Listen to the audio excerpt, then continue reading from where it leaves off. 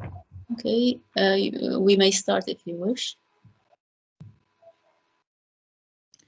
Good evening, dear professors, dear faculty members, dear students. Right now we are having the third of our ArchiDesign Talks series. We have a distinguished guest, Ece Yalım. I would like to introduce her with a short information about her. Then I will leave the screen to her. Ece Yalım has graduated from the Department of Industrial Design of Middle East Technical University. Being awarded Fulbright Scholarship, she completed her master's degree in interior design at Pratt Institute of Technology. Between 1990 and 1994, she continued her professional life in New York.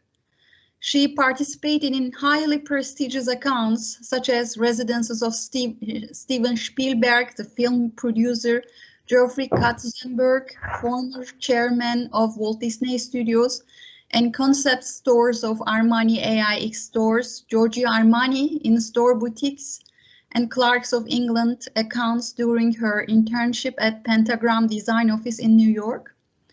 After her return to Turkey, she and her husband, interior designer Ece Yalım, have founded Artful Interior and Product Design Company in 2005 and expanded their firm with Ece Yalım Design Studio Industrial Design branch under the same umbrella, in which they have been practicing interior and product design hand in hand, nourishing, supporting each other.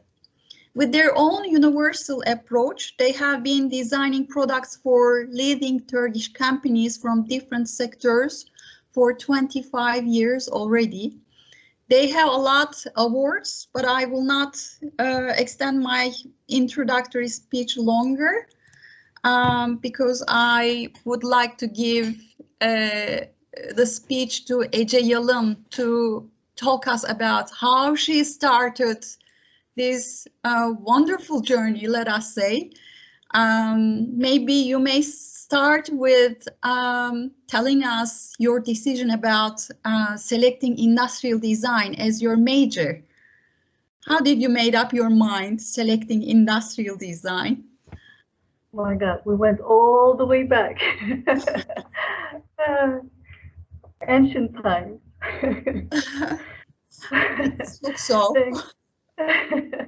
Thanks for the introduction, first of all, and just give me the chance to thank you all for inviting me, because that means that in a university that's valuable for me, you believe that I have things to say and you believe that they're worth it to listen, which is an honor for me to begin with. It's our pleasure. It's our pleasure. Thank you, because we all professionals have their own journey somehow.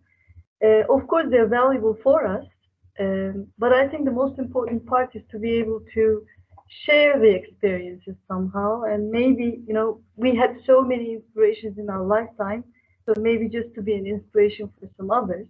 That's the beautiful part of it. So thank you very much for that, inviting me. And before I start, I just don't want to forget, your university has another very important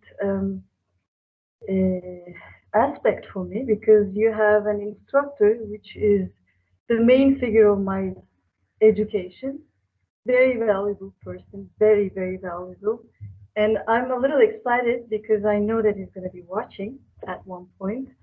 I also want to send my thanks to him for shaping us, Mehmet Asetekin, as these kind of professionals.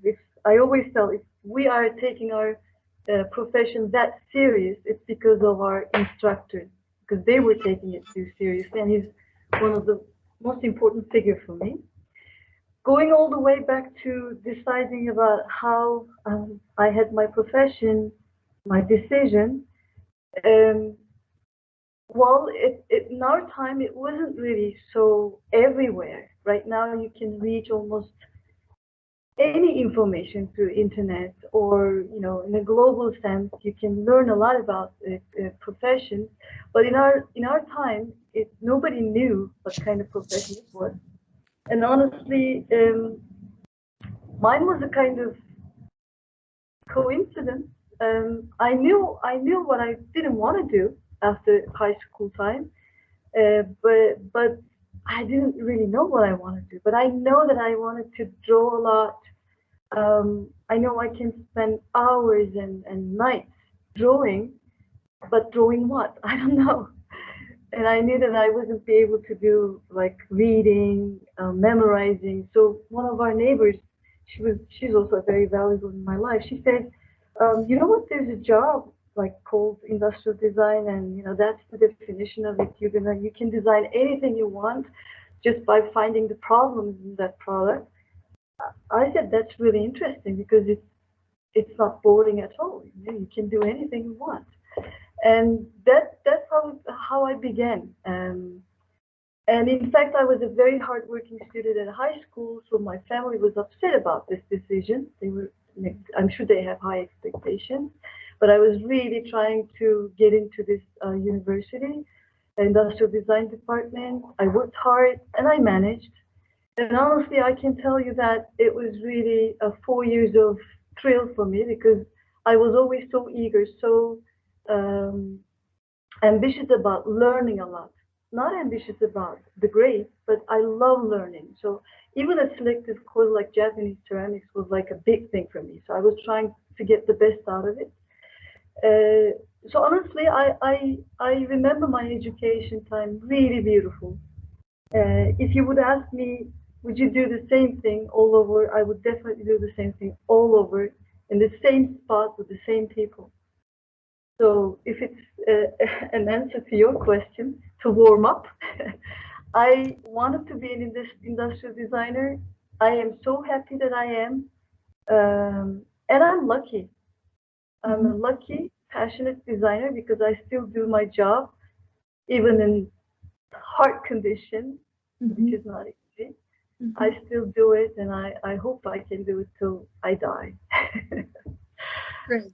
And after the graduation, you earned a scholarship from Fulbright and you went United States.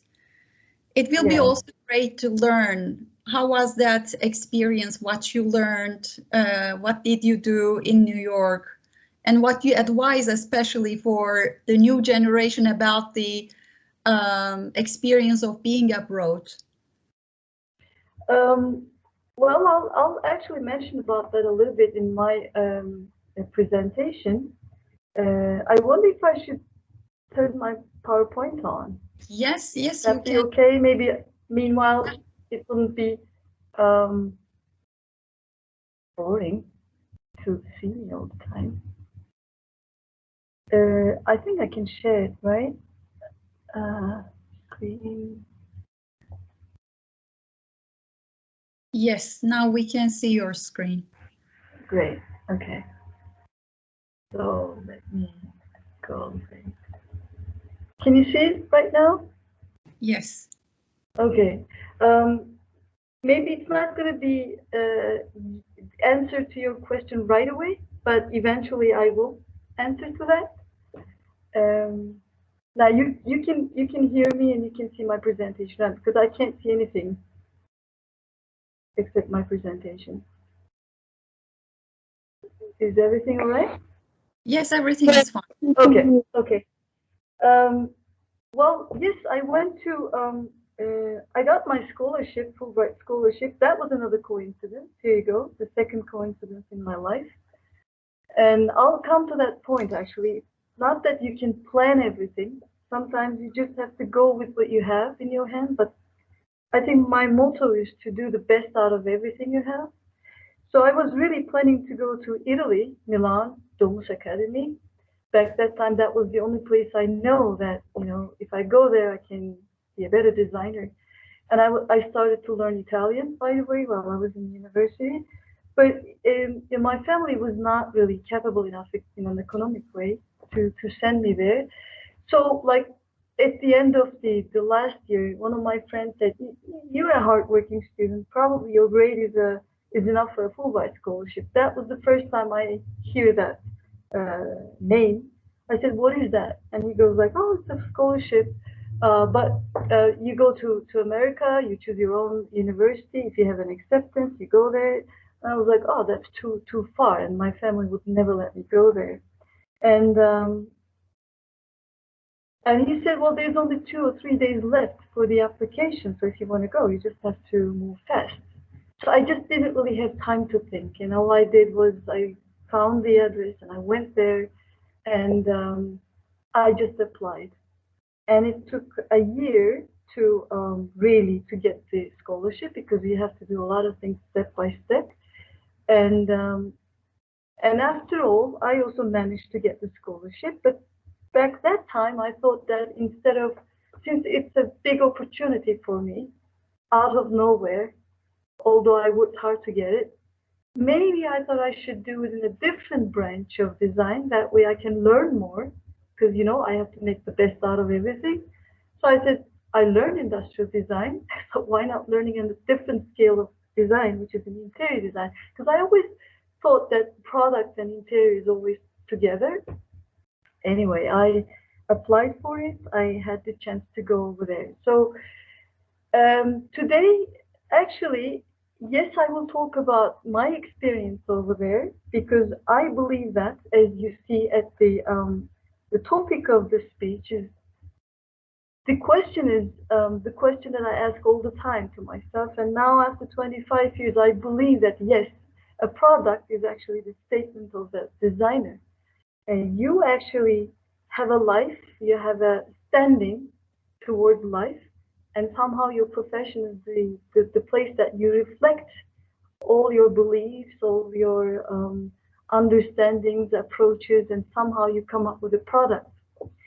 And that means your character, and how you build your character is really important about how you design. Today, that's what I want to talk about. And yes, I will talk about how the abroad experience really helped me to build up my own character. I am an industrial designer and I am an interior designer since I did my master's, and I worked for almost like 10 years as an interior designer at the very beginning of my life, my professional life. Now we still do it, of course.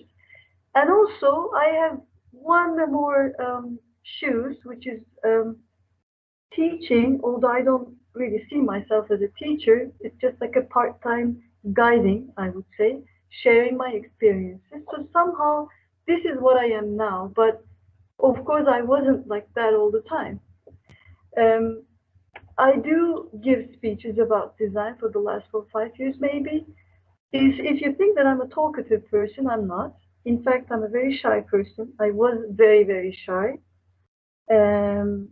Forget about talking to a big crowd. But you know, when you spend enough time with your profession, you start to feel like you have things to say. And our profession requires talking because we have responsibilities as designers and we have to talk about it, especially hard times like this.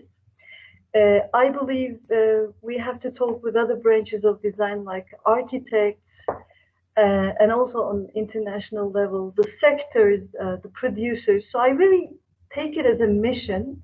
And if they ask me, I speak to them, trying to tell why design is so important to be in the global platform as a producer, as a designer, you know, on both sides. And I try to do it on an international level. Again, if I got the invitation, that was in India. Another multicultural experience that I went through a year ago that was very interesting with all these new audience. And that picture together with the people who invited me from Inegöl, that's the photograph I got used to. You can see me in this middle, very little lady, which always happens that way because the sector is full of really not ladies. So I like to talk about identity and culture. That was the topic in India. And yes, I do like to teach. I do like to be a guide to students. Also, I've been teaching in METU like almost 14, 15 years already. With elective course, Color in Industrial Design. I also started to teach Color in Interior Design at Başkent. And also, I'm in the team of Studio for the 4th year, helping with their graduation project. That's another shoe I have. Right now, you're actually seeing me, who I am at the point, but I'm going to go back to my New York experience right after that. Like, I wasn't like this all the time. So this color-driven design workshops that I do, apart from my lectures, my selective course, Color in Industrial Design, these are the color workshops that I wanted to do for other students, the students who weren't able to take my course. So somehow it turned out to be like with the students from all other universities, which was a lot of fun. Of course, we were doing it on face-to-face, but nowadays I'm doing it online. This is the outcome of my master's degree at Pratt, because at Pratt they wanted me to take color course when I went there. And I wanted to drop it because I thought that I'm an industrial designer from METU, so I know color already. They wouldn't let me to drop it, but I'm so happy because I took like 4 semesters of color in industrial design, color in interior design, and I realized that it's a huge topic that there is no end to learn. So then after that, I started to teach at METU. And yes, I'm from METU, graduation of '88. And now let me tell you, what's the impact of being in a certain crowd and really shaping your character. I believe that not only my multicultural experience in New York, but my experience in METU is the beginning of my profession. As I said, like taking serious what we do is coming from that time period. You see my class over there, it's only one part of it. The other part, you know, a lot of very important figures now in industrial design profession. I have lots of friends in universities, instructors, head of departments, professionals. This time of the year, we were so ambitious. We were so eager to do our job right. You see, like me standing next to the head of Industrial Designers Society of Turkey today, Sertaç. And the next, it's Renan, means Noodles. And today you're going to see a lot of examples of products that we did with Noodles. And I don't believe it's a coincidence. And here is there John Haskett, one of the main figures in industrial design, and we're just listening all ears. So this dynamics are, they were very important for me because that really shaped me to begin with. That's my identity. And when I got my scholarship, of course, I went to New York. It was around 90s. And yeah, I went there to do a master's in interior design. But of course, I wasn't really sure what I was doing. Yeah, I know I wanted to be a designer, but I had no idea if I would be able to earn my life through this profession. I had no idea how am I going to be a good designer. So that was really a big question in my mind. And I remember this is a very important moment for me. That's why I wanted to share this fortune cookie with you. It was probably the first semester, like I had friends over there. They took me to Chinese restaurant, my first experience with Chinese food. So right after the finished the brunch, Chinese brunch, here comes the fortune cookie. Probably you're all familiar, but for us back then, that was something totally new. So I was about to eat the whole thing, and they said, no, it's going to be a little paper inside. Oh, I said, this is my first fortune cookie, so I don't know, what is it? So maybe they just made fun of me, but they told me that if it's your first fortune cookie, whatever is going to come out from inside is going to be very influential in your life. pop up a question and let's see what the answer is. I said, oh, am I going to be a good designer? That was my question. So I cracked the cookie. That's what was written inside. Sell your ideas. They're totally acceptable. I never forget this moment. I'm not telling anyone to be prestigious. I'm not, superstitious. I don't believe in these kind of things. But that sentence really made me believe that, oh God, maybe I'm really on the right track. So I never forget that moment. It was always with me. Being in New York was the best decision because I didn't want to go to any other city. I knew that it was the cosmopolitan city. And yes, I was going to learn design, interior design, whatever. But apart from that, I was going to be in a multicultural city, which I was very, very curious about. And honestly, that was the biggest experience that I had because there's so many people, different cultures, food, dance,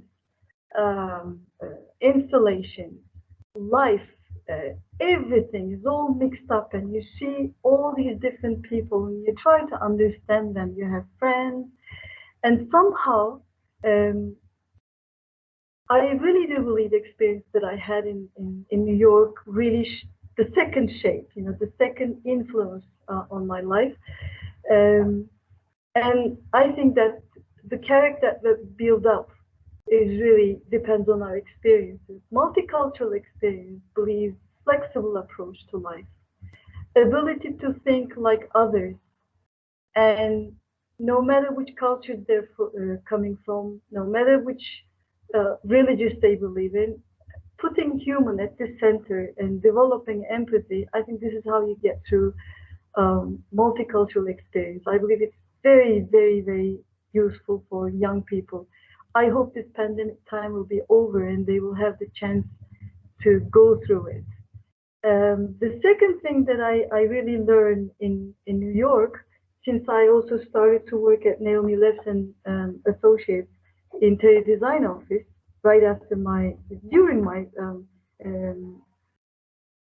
master's degree, I learned that multidisciplinary experiences is really helping each other, because I was there very good in detailing because of my industrial design background, but at the same time I was learning how to place the right product to right interior to get the right circulation. And my boss was really, really a perfectionist, and she taught me a lot. And I think that experience made me multifaceted in every sense. One of the main things that I learned over there was being very punctual and being able to learn very good in time management, because in America, they're so professional in their job. They don't really sit and wait for the inspiration to come. That's what I learned over there. And these multidisciplinary experiences, which you will see, I believe, with my examples from now on that I'll show you, really made us a little bit of visionary with our products, because we can really end up with unexpected, some unique ideas by bringing the different skills we got together. Because doing interior design, especially practicing it, requires a lot of experience in the construction site. You have to be there together with other people who's actually doing the main job, like putting the tiles on the floor, or mounting a lavatory in a bathroom. And when you're spending your time with them, you see what's the obstacles, what are the defects of a design while they're doing it. So these kind of experiences really taught us a lot. So it was around 1996 when my visa was expired. My boss in New York said, "Why don't you stay in New York?" I said, "No, Fulbright scholarship wants me to leave the country for 2 years, and I have to do it. I have to go back to my country and see if I can work there." And she said, "Well, if you want to come back to New York, your job is ready here." But maybe that was my decision while I was coming back to Turkey. I was planning to go back if I cannot make it here, but this is the third time, another coincidence. I wasn't really expecting to find my lifetime partner, but as soon as I come back, I started to work in an office. I met Oğuz, and we've decided to work together first then we realized that we're facing the same direction, so why not getting married?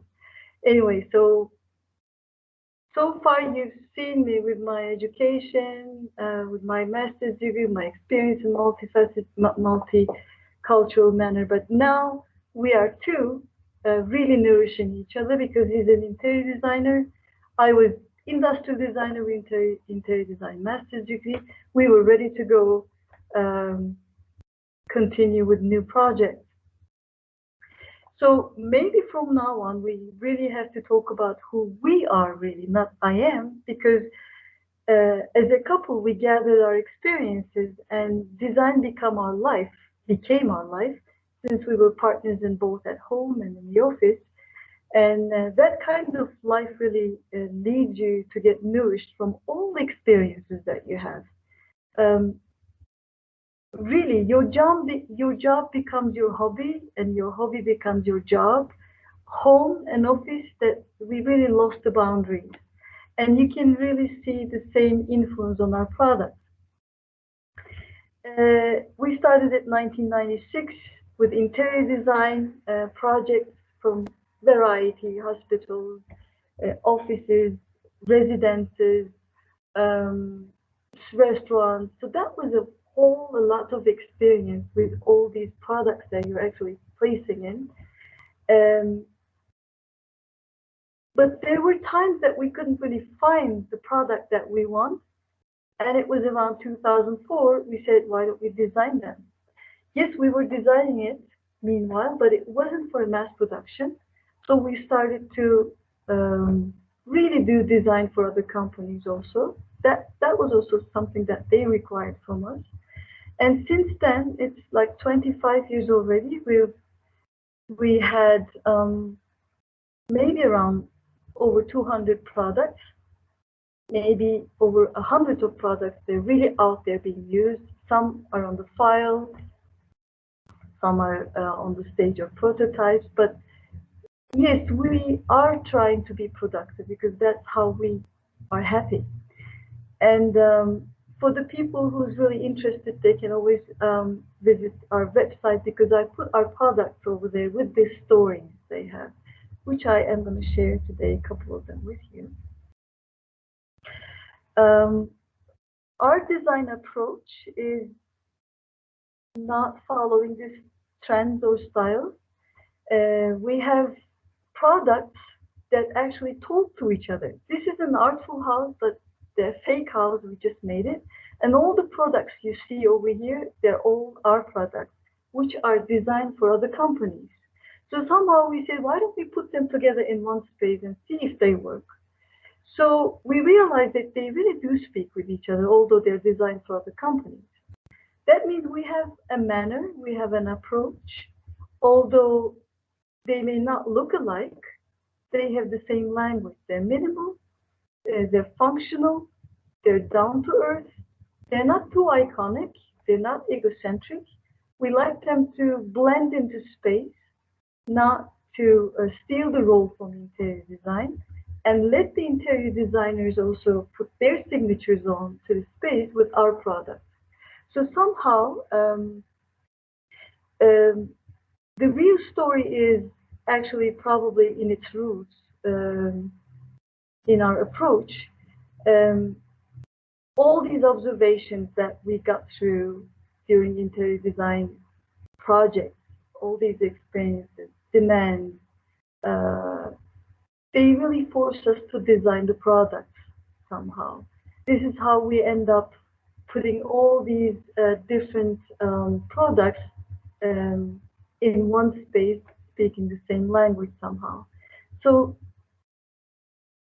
the reason behind that is we want to design things that would survive long time. We don't want to design a product which is going to expire soon, just because it's one style or the second style. So timelessness was the first thing that we really paid attention. And this is our first product we did with Renan, with Noodles, my classmate. It was 2008. That's a simple sketch, very simple product. It's a sitting unit. It could have been a square, but it has an X shape on it. And the whole idea behind that was actually to create some private spaces, even on an Ottoman like this. This is a sitting for a lounge area, just to give people enough space for their privacy. And that X shape can also go up and down. It's adjustable. But also the idea was we were doing all these interior design projects. And at lounge areas, most of the time you may have the second story high, so you can always see down. And we said that these kind of products should have a language from top side, not only at your eyesight, so the interior designers can create some kind of pattern down there. So for you was that kind of product. When you put these together in a multiple manner, you actually create a kind of pattern on the floor from a top view, from a bird eye view. Interestingly, our first mass-produced product, of course, we were producing a lot, but they weren't really mass production, got a Red Dot Award around 2009. It was a surprise for us because we didn't know that Leon sent this to the Red Dot Award.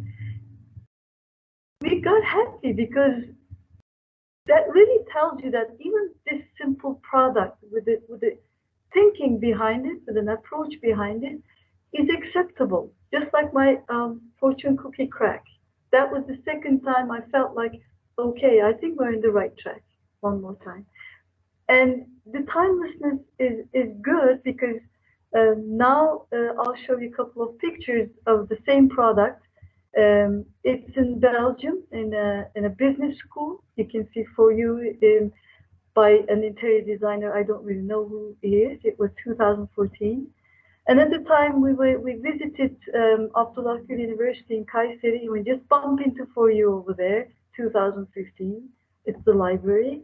Then I show these projects in Istanbul, and you can really see that the designers, interior designers, really use the potential of seeing it from the top, which is perfect with different colors.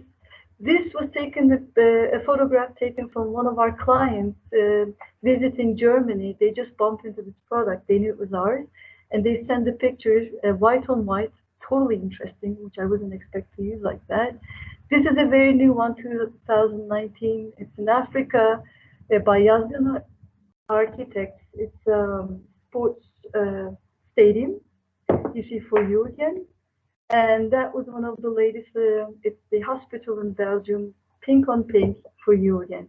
That's beautiful because you really feel like such a simple product can be used in different cultures, different countries. That really shows that we put human at the center, no matter which trends or which cultures they're from. So people ask us, 25 years is a long time, and how do you keep up with the same kind of work, especially in the same sector, being still visionary, being still able to come up with new products? The answer, I was looking for the answer, and this is a book that I'm still reading, but the preface, there was a very nice way of explaining it. It says that if you want to do a good work as a company, you have to have three things hand in hand. One is your mission, the second is your standards, and the third is your identity. That was really fitting into what we're trying to do with our life. So I'm going to show you my products by following this three categories. Mission is the first one, and I can simply say that, you can believe it. Every time we start to make a project, this is the first question we ask ourselves. Why do we design another product when there's so many out there? So this knot explains how we design our vision, how we start the project, because this is very me, my character. If you show me a knot like this, and if you tell me that you have to use it, I don't throw it away and get another knot, which is solved, resolved. What I do, I have to solve it. If this is a problem, I have to go all the way to the end to manage to use these ropes. I have to solve the problem. So maybe this is a defect, I don't know, but you cannot stop me doing it. And And this is how we approach design. We always have to find a good reason, seeking for real needs every time, writing our own briefs most of the time without compromising, holding on to our own visionary approach, designing products open to evolvement, sustainability. That way, it's not going to last short, but they're going to have a long lifespan. And of course, going after maximum benefit. And the whole idea is adding value to life. And during these 25 years, what we actually do is try to observe all these variables in life, technology, materials, economy, because 25 years, everything is changing. New generations, new behavioral patterns, new expectations, problems, but we always do the same thing. Try to find the link between people, space, and product, and answering the question of what is the real need. And from now on, I'm going to show you a couple of projects of ours following this vision. By the way, am I still with you together? Because I cannot really get any feedback. Yes, yes, all right? everything is fine. We can hear you and enjoying your presentation. I hope it's not going too boring. No, it's very, very nice. Thank you. Okay. It's so one-sided. I would love to see the eyes and, you know, like people if they're getting bored or not. So I cannot really see any postures. Anyway, I have a couple of videos during my presentation so I can wake you up. So the first one is Take 5. And one of the interesting products that we have, it took like 6 years to come to real life from the time that we find the idea.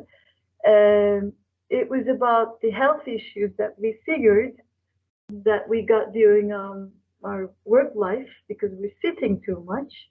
And it was probably an idea came up on a breakfast table. As I said before, our house and our office is the same thing. And we were complaining about having extra weight or having some pains on our knees, elbows and neck. And our son said that you actually are so lazy as grown-ups. You're complaining about all these things, but you don't do anything. He's very up to these kind of things. And he said 5 minutes exercise would solve everything. That was an interesting moment that we started to make a research about what are these 5-minute exercises. And honestly, there were so many at the internet really telling you that if you can do these exercises, you can really fix some of your problems on your body. And interestingly, you don't need much of a material for that, a couple of stretching bands, but the whole thing is you need an adjustable area to put your stretches on. We continue to our research and we bumped into these kind of photographs, really proposing you to these kind of exercises to have a better health.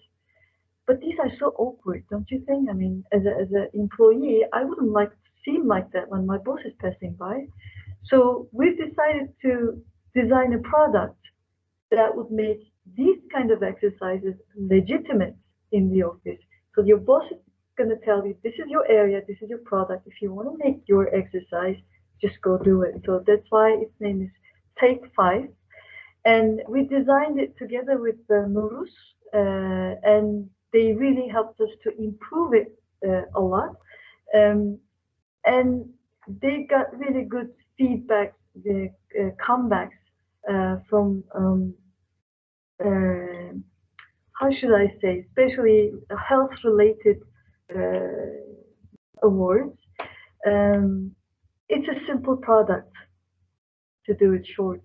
It doesn't look, it doesn't want to be a sports product. It has to be a furniture in the office, but it shouldn't really take the role from the office because it's not a sports place. So it's a very simple thing, maybe a cupboard you can call it, but that really gives all the opportunities to you to do your exercise. And we improved it together with Noodles, actually. They come up with a very great application. so that you can actually enter your problem to this application. It tells you what to do as an exercise. And this is how it looks at the interior. It's like a ghost product. It's there, but it's not there. That was our aim. So somehow we don't want to be seen too much, but we want to make the people aware that when they're passing by, when they see themselves on the mirror, they need to do this exercise. One more time. Yeah, it's playing. Great.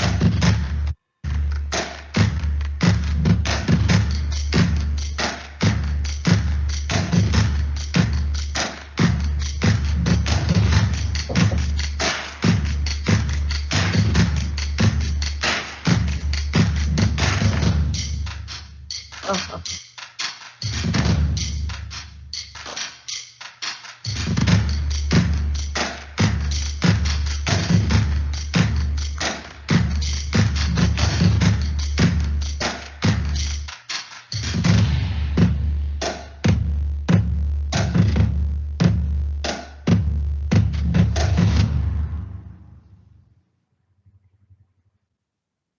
Okay, I don't know if you really managed to hear it. It was a kind of like stopping Yes, we time to heard. time. Was it That good? was fine. That was fine. Okay, okay. So see, it's like this product. Actually, we kept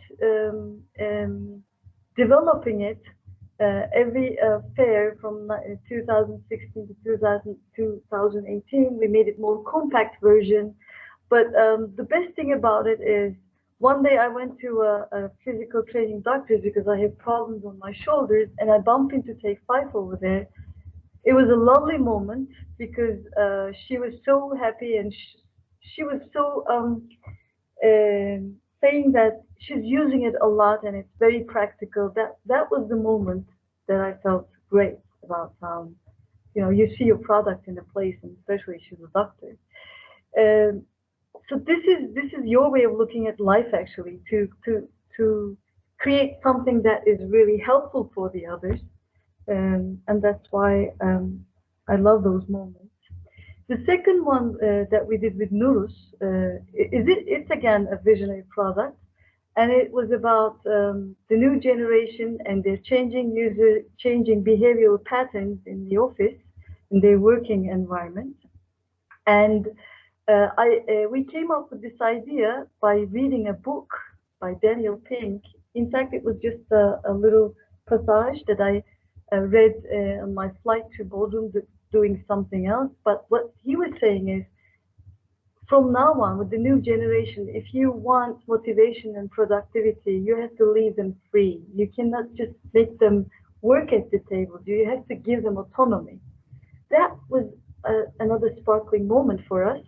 You see, you're reading a book, it's again your identity. The books that you're reading actually shaping the way you design. If I wouldn't be reading it, because after this paragraph, I came and I bought the book, and I waited for like 15 days coming from abroad. I wanted to read it, and I realized that there's a huge opportunity to do a lot of new products for the new generation.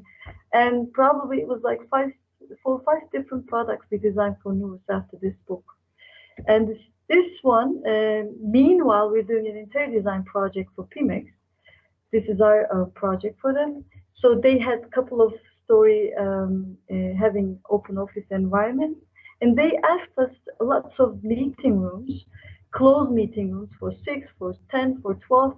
We said that this is really a waste of space. Why don't we do something like in between kind of spaces?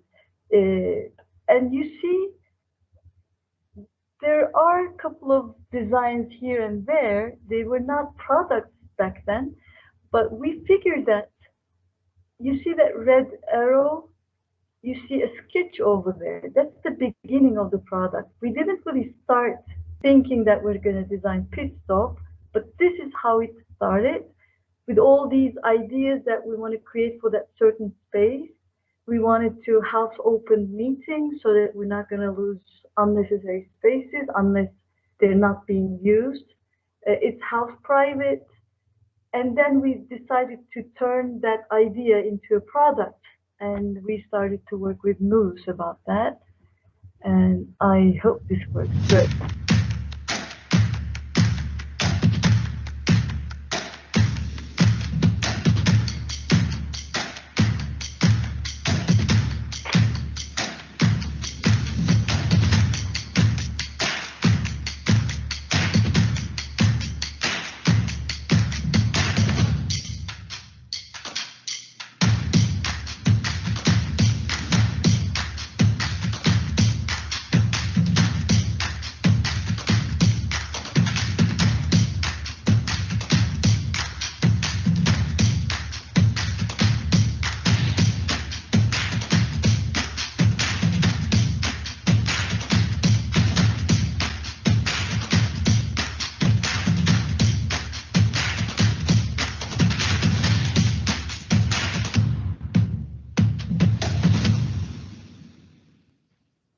So this is the story of the pit stop. Started in 2010, got an IF award, which was again a happy moment. Creating space within a space, and you see the interdisciplinary work really has its outcome here. I'm going to go a little faster because I spend a lot of time with these. I have a lot to show still. And one thing about us, we love to follow our products and to make them evolve through time with the new demands. So Pit Stop is a good example for that, because you will see Pit Stop has different aspects, different versions by the change of the time. This is a lodge version, really requiring comfort. Then 2014, we started to create the sitting version, like a sofa version for it, and use outside for the vertical garden, and started to use the outside place for gathering. In 2018, we created a small versions of it for the telephone calls, and keep continuing to develop it. And in fact, we're still working on it. And one day again, in a university, we bump into Pit Stop. We weren't really thinking that it would be used in the university. That was a happy moment. And these are the other products at the same time we designed for Noodles. These are all visionary products, and you may not even call them an office furniture, but that's the outcome of that autonomy idea, which we read at Daniel Pink's book.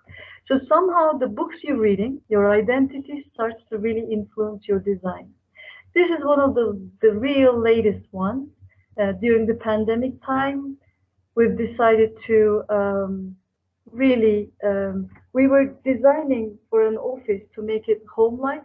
Now we started to design products for home to make it office-like, or create a home office, or maybe office like a home. It's all mixed up.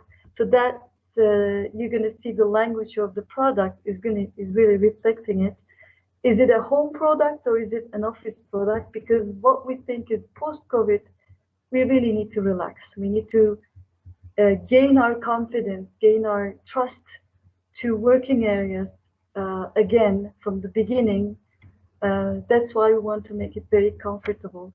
The rocking chair, and by changing the bottom part of the same chair, you can create all these comfortable other versions of it. It's like a chaise-longue that you use on the beachside. This is one of the latest. Just wanted to put it.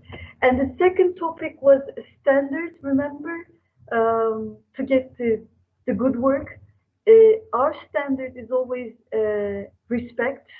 And if you ask me, respect to what? We like to respect the people, nature, material, cultures and other cultures, mainly our clients, their potentials and their rivals, and our colleagues. So being visionary, being unique, really gives us the chance to add value to our client, to other people who are going to use our product. But we love to show respect to our past, present, and future, especially the new generation. You have seen two products we designed requiring big budgets, maybe, and big visionary approach. But these two, I really put them here to show you that it's also possible to do products that are very easy to produce. And it was just to show respect to our client because the time required that. They didn't want to put a lot of investment on this. These are two lighting products. Very simple. It's the linear light like everybody has. But our client said that they want to have the same kind of linear light in their firm, but it should be very unique. So all we did was use our experience in interior design and create an X and Y axis of linear light. That way you can actually carry the electricity from one spot to the very other side of the room just by having the junction between the lines. That's plus. That's, I think, Talks University. So you also create a kind of level, ceiling level on the space, kind of hiding the whole mess behind it. It was very simple. It's a linear light, but it's totally unique because it has this plus the grid version, and the interior designer can take it and create their own pattern on the ceiling. So somehow give them the chance to make their own signature. After years, 2020, I guess, 2019 maybe, another firm came to us asking the same thing. They said that, yeah, they want the linear light again, but we have to be unique one more time. Another experience that we went through in interior design came into hand.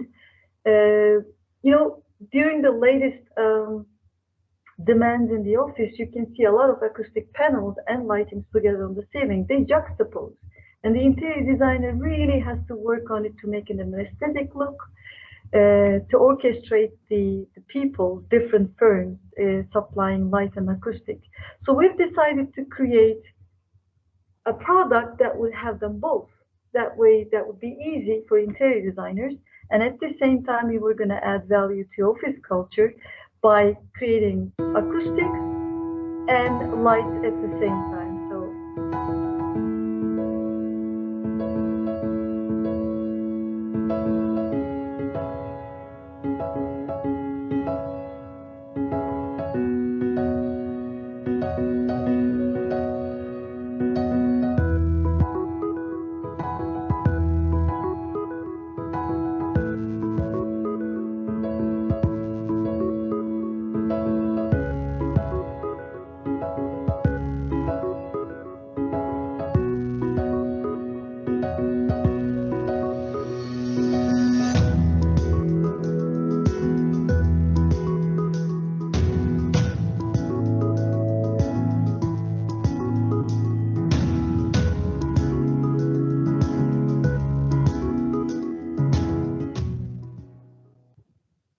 So in this product, you can really see our other shoes, interior designer shoes, because that really is feeding the idea behind this product. And when we present this product to our clients, that's what they said. They said, this is so easy, we can produce it tomorrow.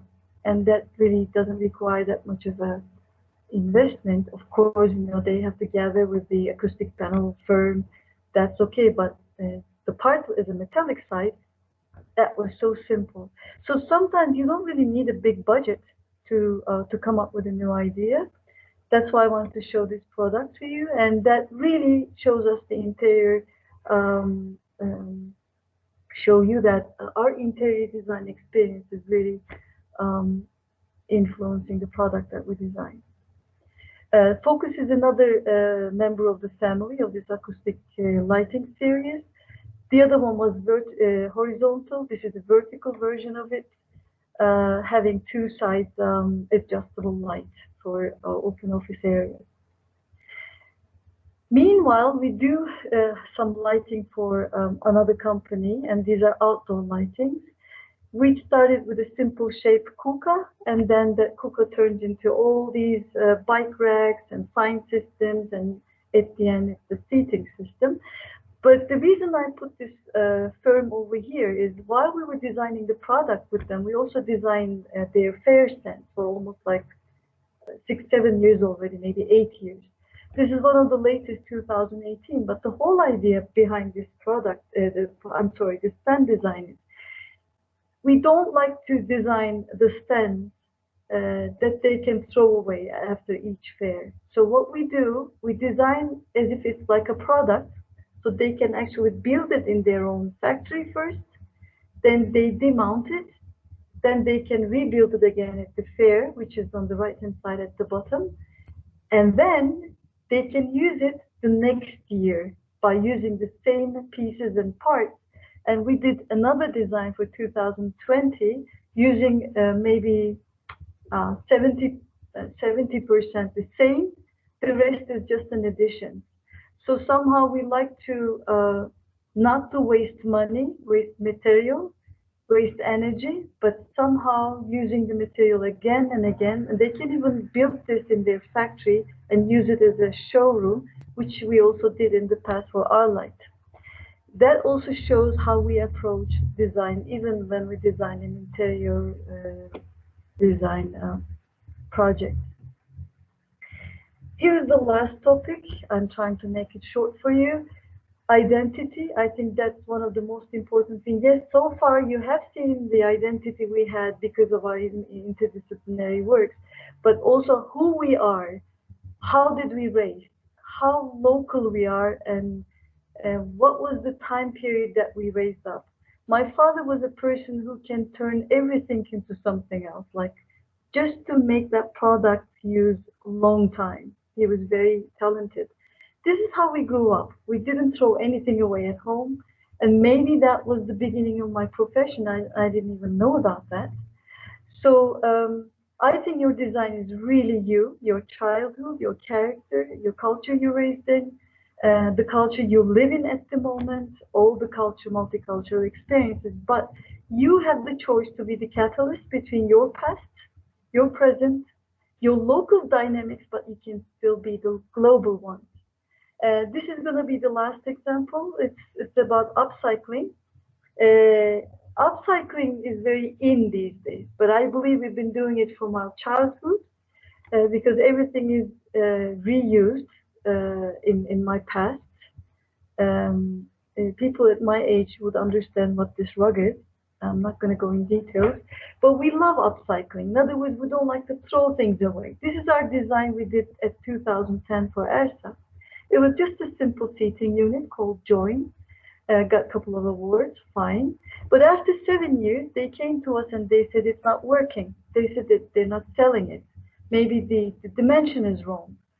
They just wanted us to change the dimension. But what we answered to them, it's not the dimension. It's not just not answering the demands of the new generation. So we're just creating the whole new family by adding a couple of pieces, keeping the same seating unit, couple of panelings, side tables, and in new configurations, just by using the same armchair, same sofa, we created this new family. It's not a new invention because these are the kind of approaches that all the office furniture has these days, but somehow Join as a product turned into a new generation version of it.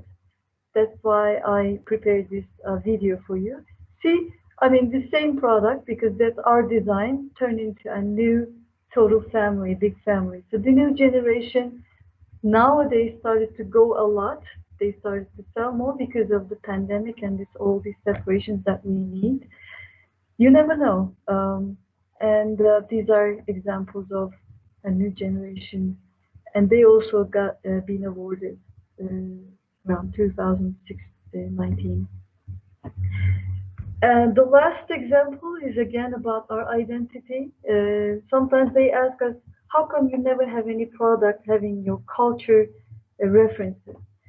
The answer is our cultural references is everywhere in every product that we design. It's not the touch of patterns or I don't know materials just to see our cultural references. Sometimes the ritual behind it that really reflects our culture.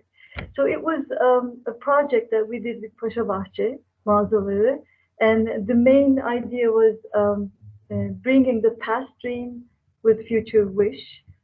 We designed lots of products, but I want to show you one very specific one for me. It's called Cineha, my grandmother's name, because that's a very typical cultural product that I designed so far. When you see it, you may not understand, but when I'm going to tell you the story, you'll understand why. I used to stay with my grandmother every semester break. What I remember from my childhood was her rose garden, and she taught me how to clean my face with rose water. And when Pasha Bahçe was asking us to do a design like that, I made a research about these kind of rituals, and I realized that it was in again back during that time period to use rose water for our skin. So I decided to design a product looks like my grandma because she had a big hips with that apron. So this shape is actually my grandma with her apron and everything. But these containers have cotton at the bottom, and the top part was supposed to have the rose water. So somehow this is my cultural reference, but you may not really find it too Turkish-like, but that's the ritual that I learned from my grandma. So I love the rituals and stories behind it. So these are the last 3 slides, don't worry. Bottom line that I'm trying to tell you today is, when we have our white page in front of us, when we start designing, I believe we're not empty. It's not like you start drawing shapes, but you have this whole identity with you and you decide how to act. And it's not like a shape that we put our designs on it.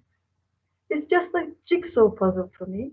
And you have a form that would fit into a space, an interior.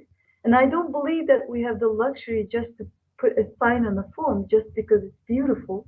But I believe that our statement as a designer is the products that we design should be far more than a tangible material, but they should have a very strong stories, values, so that they can add value to the space and the life of the people who uses that space. They should be inseparable pieces together. And if your story is right, if your statement is right, then this jigsaw puzzle will be all complete. Thanks a lot for spending that long to my presentation. It was a great pleasure to listen to you and to learn the stories behind your products, the spaces that you created. So it was really joyful. If there are some questions that comes to you related to your products or with the other things, that is the time to ask those questions. If there's any time left. We have time, yes. Yes, we have time. So I'm just checking the chat board if there are anyone who wants to ask or type any question there. Maybe we can wait for a few minutes. Or maybe while waiting, I may ask a question as a start. Well, I know that you have a lot of awards, but I also know that you do not enter to the competitions. So it is a wonder point for me. How do you compete, or how do you find a background that you evaluate yourself on the way that's so that you can earn that many awards? What's the approach or attitude behind that? Oh, I think the answer is so simple. The awards are not ours, but the awards are for products. And if you manage to write the right story, and if you always start with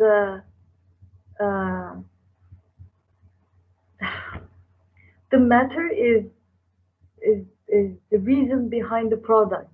If you have a good matter, if you really go for creating faydanın İngilizcesi gelmedi aklıma. If you're trying to produce a product that was good for others, I believe they're good enough to get an award. This question raised a couple more times, and I told people that, you know, I was playing tennis when I was in high school, and my coach told me that you're such a good tennis player, but you really suck when you start competing in the tournament. That's true. When I start competing, I fail. I don't like to compete, and I think competition really put the creative people into a pressure. If you don't have the pressure, if you don't aim for the award, if you just concentrate for the good, to create good with your product, then your product will be successful. That's the answer. In fact, I included, then I actually cleared a couple of slides of the competition, the recent competition we entered, the first and the last for İstanbul Büyükşehir Belediyesi street lighting competition. We got the third prize. I don't want to go through it again. It was so difficult for me because the first time in my life it was for a competition. But I didn't see it as a competition. I said there's a very important city in my hand, and they invited us with a couple of other 8 companies to do design for the city. Then I said, concentrate on what kind of good you can create for the city. Then I got relieved. Then I started to design. But I really don't care which price we got. The whole idea was to do something good, if we can do it. Since we got a little bit of experience for the outside lighting, we used our old experiences. So somehow, that's the answer to your question. We love creating good products for people. That's the starting point. And I believe that if you manage to answer what's good design, material-wise, detail-wise, production-wise, and all these other things that we learn in the school, the product will be successful. Is it the answer? Thank you. There is also another question that comes from one of our students. How much are you affected by going abroad in terms of your design thinking and your approaches to design problems? Shevay Mumcu asked the question. You mean being abroad? If I wouldn't go abroad? Something. Sorry, I'm very, very sorry. Ece Hanım, can you stop sharing? You didn't click. We can see your screen. It's better if we see you instead. Thank you. I'm very sorry. Sure. No, you're right. But what should I do for that? Now it's okay correct. now? It's okay now. Thank you. Okay. Now I can't get rid of this. Okay. Shall I read the question again, maybe?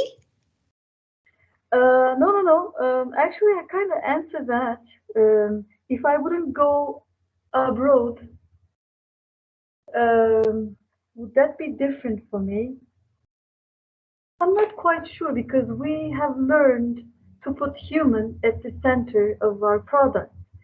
But maybe I had my confidence when I went to New York because seeing others really help you to understand yourself. What's good about your culture, what's bad about your culture, what's missing in your culture. So somehow being there, I realized that we have so many good things about our culture. And but being flexible, thinking like others, this is what I got in New York. Not having prejudices about other people. That's what I got in New York. But when we designed Take 5 at the fair, there was a bunch of architects from Europe. And I explained Take 5 to them, just like I did to you, like how we come up with the idea, what's the product like, what's the purpose.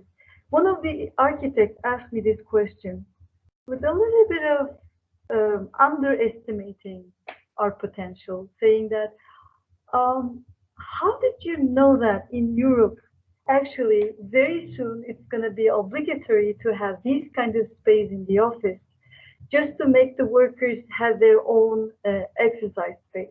Did you know about that? She asked me. I said, no, we had no idea. And she goes, well, that means if that thing happens, that law happens in Europe, your product is going to be the first one who answers this kind of need. And I said, oh, that's great. So she goes, how did you come up with this idea? Being from Turkey. I said, so easy, it's the human. You have the same neck that I have. So if I have a neck pain, you have a neck pain. And if you have a problem in the office, I have a problem in the office. So simple. And maybe this confidence I got when I went outside, I realized that we're good enough. Maybe that's what I got in New York. We all are good enough. Sometimes we a little underestimate our culture, our education. I can assure you that we're getting a great education here. All we have to do is just, trust ourselves. I think that's the answer. Thank you. Is there any other question? Yes, Kuntar Hoca is asking a question. What is the most difficult phase of your typical design process for you, and which phase do you enjoy most? The difficult phase, Kuntar, staying amateur. You know what amateur is misused in our language, as if you don't know much. But amateur is actually, it's coming from amo. You do your job with passion without thinking about money. Mainly that's the worst part, because people ask two alternatives from us. We do 10 alternatives. We can't stop. So it's time wasting in a way, time concerning, not wasting. Of course, we come up with a lot of ideas. Time concerning, of course, you have people that you have to pay. So somehow, the most difficult part of staying visionary is you always take the risk to bring some of the products to people that you don't even know if they're going to accept it, because the brief, we're writing the brief, it's new, and at pit stop, we had problems. Take 5, we had problems, because people don't understand the product at the beginning, but after a while, they find their own way. Renan is always upset with us. He always says, sometimes you're thinking too fast. So this is the hard part, but the enjoyable part is seeing that product at the end. You can touch it, just like that I had Take 5 in my doctor's office. And she goes, oh, I can't believe it. How did you come up with that idea? This is so practical. When she starts talking like that, you just melt. You say, oh my God, 6 years that I really waited for that product come out. And now a doctor is telling me this. So I hope one day the offices can take this that much of a serious and put those products for their workers, for the employees. I don't know if it's an answer, but I love my job and I love seeing that products being used by people. I go to my son's school when he was in primary school. I see the lights, the lights that we design for our life. I see them there. It's like beautiful, because I know that I actually designed them for schools. Now you see that the interior designer realized that and used it. Beautiful.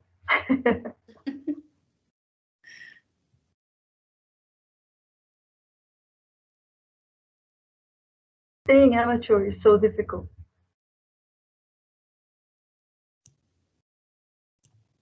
Persistent passion. You write that? Yes. I made a speech TED Youth. The topic was Ikigai. Do you know what Ikigai is? It's about finding the purpose of your life. That was so much fun to talk about that, because when I read the book 4 years ago, I can't remember the exact time, I said, oh my God, my profession is my Ikigai. Because it's like when I design a product, I'm happy. I forget the time, everything. So that's the passion. Well, I think Kunter answered İlkgül's question. What are the traits? Not this one. Well, I'm lost in the chat board right now. İlkgül asked a question. Yes, what do you prefer to do when you get stuck at a point while designing? And Kunter Hoca said persistent passion. I think it's very consistent with the things that you shared with us. We have another comment, another question. Yes, you are a designer, of course. Also, you are running that as a business, which is design consultant. What are the trade-offs between designing and doing business? Oh, I wish we don't have to do business. But in that case, I'm so lucky because we're partners with my husband, and, you know, like always in a team, one is good in something, the other one is not. I'm such a bad in business, and he's much better than I am in business. So somehow he's the greatest support in that case, actually. Running business is really something different. This is not something we learn at school. So it's 25 years already. Of course, I also learned a lot through this time. But designing is something else, and selling your ideas is totally different, because it's such a difficult aspect. You have a dream and you make people believe in that dream, and you have to convince them that they're gonna pay for it, not only to you, but also they're gonna put lots of money on the production. That is so difficult, and that is why building up a good character, building up a good experience is very important to be convincing for the others. First, you have to convince yourself that you're doing the right thing, then they're going to believe in you. And the more you do your products, they're going to trust you. So business side is really difficult. If you ask me, it's difficult. I don't really enjoy talking about money. None of us, but we have to do it. You have to do it. If you ask me if you would like to work in a company as a designer, because it's easy, you know, you don't have to care about the budget, nothing. Probably I wouldn't be able to do it, because I love the freedom of working in one topic, then maybe working in another production method with another sector. I like staying like a kid, and sometimes staying like very not professional and learning the things from the beginning. For example, when we started design for Paşa Bahçe, the glass was really new for us, and it was beautiful to learn all these things, the steps, and designing for a new material. If I would work in a company, then I would be an expert on one thing only. That wouldn't be my that wouldn't be my purpose of my life, I guess. I like this way, but that's a trade-off. You have to deal with the business side. You have to develop. One thing maybe I can actually add to this. One thing we are very careful about it is the time management. You have to be very disciplined. Don't think that designers are the ones who sit and wait for the inspiration. You have to have a time schedule. You have to finish designing at one point. You have to start your presentations. You have to start your detailing. You cannot just wait until the last moment, not sleeping nights. It's over. You cannot work like that. I don't remember myself working overnight since I graduated. We don't. So you have to be very professional. I don't know if it's the answer.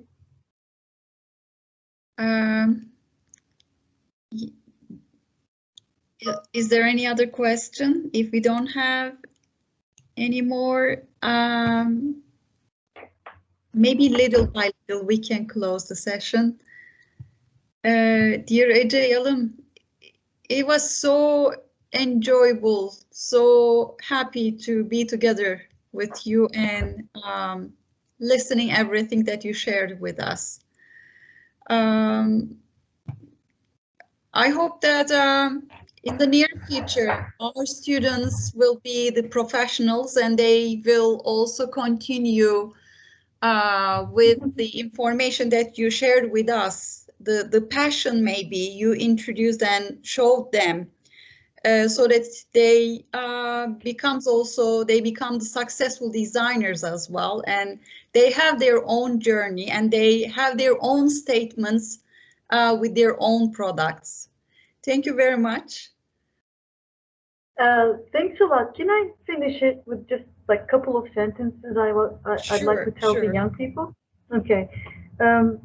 What I want them to understand is every journey is unique. They don't have to look alike anybody else. Everyone has their own potential and own situation. All they have to do is make the best out of it. That's the first thing, because in my journey, I try to point that out. The second one, one of the students in Eskişehir, in one of the speech, she asked me like, oh, Ece Hocam, everything has been designed. What are we going to do? There's nothing to design. And I told her it was at the very beginning of pandemic, and right after that, it was my last visit to somewhere else. Then there was the shutdown. My answer was, there are so many problems out there to be solved. Just, concentrate on the problem. Be interdisciplinary, please.